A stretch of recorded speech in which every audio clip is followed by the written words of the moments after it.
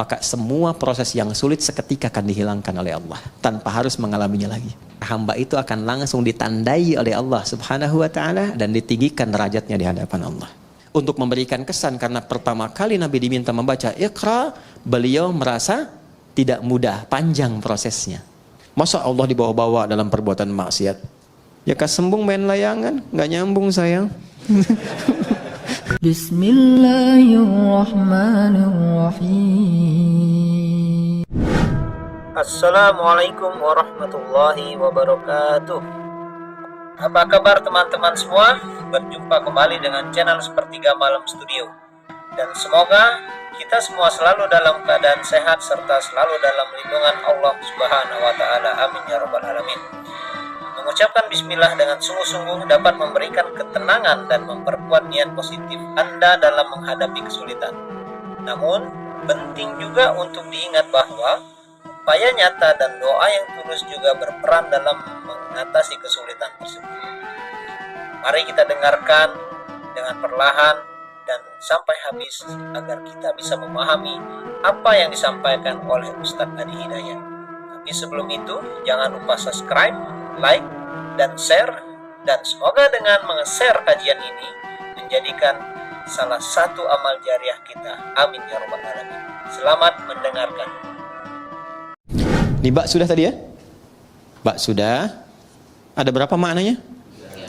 14 ya. Kita bahas berapa? 3 kan? Jadi satu, fungsi bak itu menjadikan semua kegiatan kita tertuju untuk mendapatkan ridha siapa?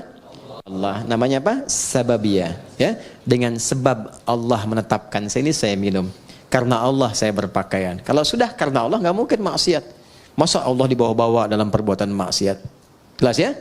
Mau naik kendaraan, bismillahirrahmanirrahim. Maka sepedanya pasti akan dipakai pada yang baik-baik.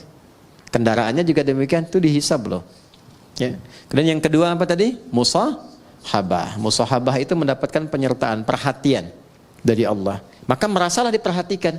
Kalau sedang minum, merasa dilihat Allah. Nanti akan muncul sifat itu. Kalau merasa dilihat Allah, nggak akan berbuat yang macam-macam. Bicara merasa didengar Allah, karena merasa didengar nggak akan keluar yang kotor, karena sedang merasa diamati. Ya, innallaha sami'un basir. Ya, Allah mendengar, mengawasi. Nah itu ada pada huruf ba. Kalau kita kenakan pakaian merasa diawasi Allah, kita bekerja merasa diawasi Allah, jadi baik semua. Makanya orang jahiliyah itu dengan bismillahirrahmanirrahim jadi khairu ummah. Baik semua. Antum udah dibacain Yasin berkali-kali nggak jadi baik juga gitu kan? Nah, balik lagi, mungkin tadaburnya yang kurang. Ba yang terakhir ilsaq. Kalau sudah ilsaq, udah jadi hamba yang diistimewakan oleh Allah, yang bahkan belum minta Allah sudah menjawabnya.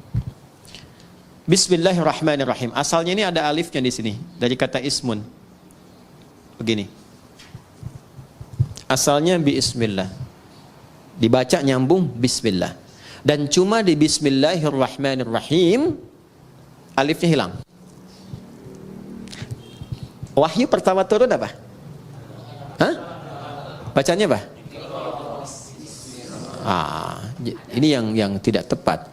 Wahyu yang pertama turun itu bukan Iqra. Tolong diperbaiki ya. Wahyu yang pertama turun itu bukan Iqra. Tapi wahyu yang pertama turun Iqra bismi rabbikal ladzi khalaq. Karena saat turun Iqra, Nabi jawab ma'ana biqari. Iqra ma'ana biqari. Itu perintah Jibril, baca. Ya? Allah mewahyukan, baca. Kata Nabi, saya betul-betul nggak bisa baca. Sudah pakai ma istifham, pakai ba taukid, ma'ana bi, betul-betul saya nggak bisa. Nabi nggak bilang maqara'tu, tapi ma'ana biqari, saya betul-betul nggak bisa baca. 2 kali Iqra, nggak bisa. 3 kali dipeluk dulu oleh malaikat Jibril. Setelah ada ketenangan, kenyamanan, baru sempurna ayat turun. Iqra bismi rabbikal ladzi khalaq. Muhammad SAW, baca karena Allah yang telah menciptamu. Kalau mencipta engkau aja begitu mudah, apalagi hanya menuntun engkau untuk bisa mengikuti bacaan. Jangan baca karena engkau nggak pernah belajar, nggak pernah punya guru yang mengajar, nggak pernah sekolah. Lakukan karena Allah, maka semua yang sulit akan mudah.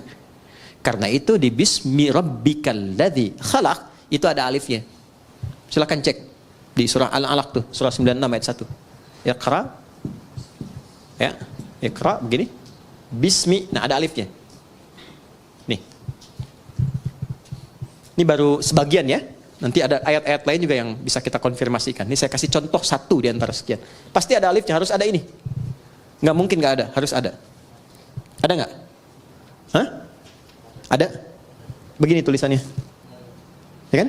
Ba, ada alif ke atas kan? Ada ismi. Di Bismillahirrahmanirrahim alifnya nggak ada. Langsung nyambung.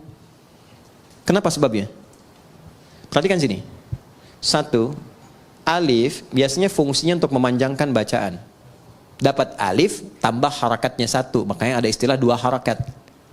Fataha, fa, ta dan ha begini. Fa-nya ketambahan alif, tambah fa begini. Maka fungsi alif ini menambah harakat. Yang tadinya cuma satu, fa tambah lagi satu harakat. Jadi istilahnya dua harakat, satu, dua. Kalau fa aja sudah punya batasan, fa, maka tambah lagi satu a. Ada dua kan? Maka tambah panjangnya sedikit, fa. Itu yang dimaksud dua harakat. 3 harakat tambahkan lagi satu, 4 harakat tambah lagi satu. Ya, kalau kami belajarnya pakai detik, setiap 2 harakat 1 detik. Tak. Ya, di kalau 4 harakat berapa detik? 2 detik. 5 harakat 2,5 detik. Nanti masuk di bab mad. Mad wajib muttasil, mad jaiz munfasil dan seterusnya. Nah, yang dimaksud 2 harakat, 4 harakat, 6 harakat ini. Ditambah alif, alif ini gambaran dari harakat. Jadi kalau sudah ada ini maksudnya dibacanya 2 kali seperti ini, 2 kali harakat. Fatah. Jelas? Alif fungsinya memanjangkan bacaan.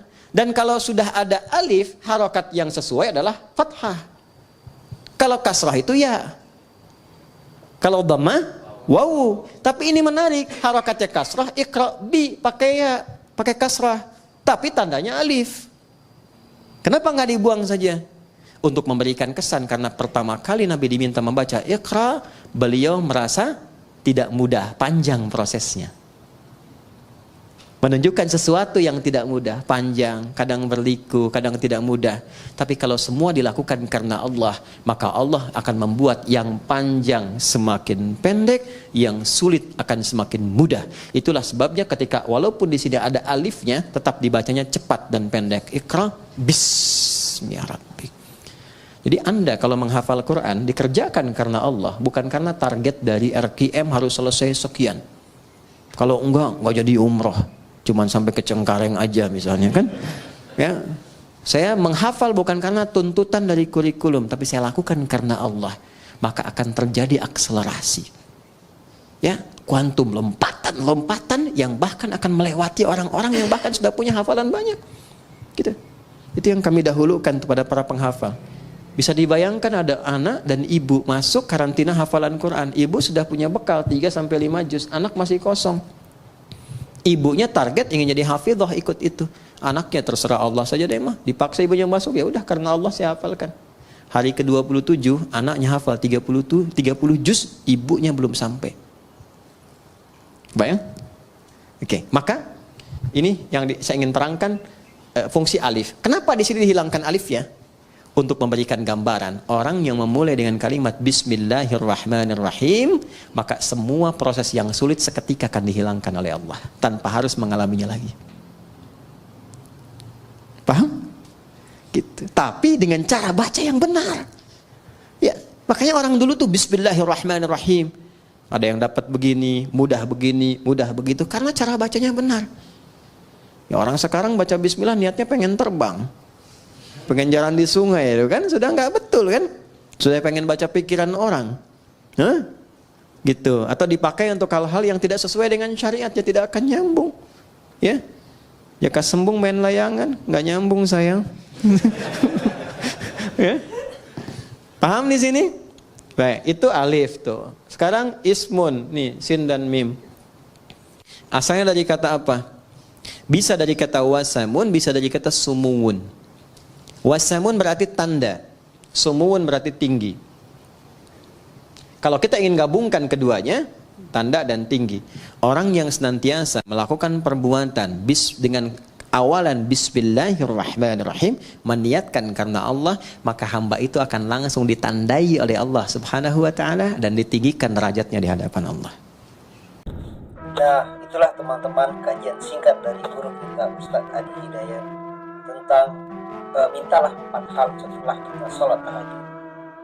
Semoga kita dapat atau mampu mengamalkan dengan istiqomah apa yang dijelaskan oleh guru kita tadi. Semoga kita difahamkan dan mampu mengamalkan apa yang dijelaskan oleh guru kita tadi, sehingga Allah mengangkat derajat kita dan memuliakan kita semua. Subhanakallahumma wa bihamdika asyhadu alla ilaha illa anta astaghfiruka wa atubu ilaik. Assalamualaikum warahmatullahi wabarakatuh.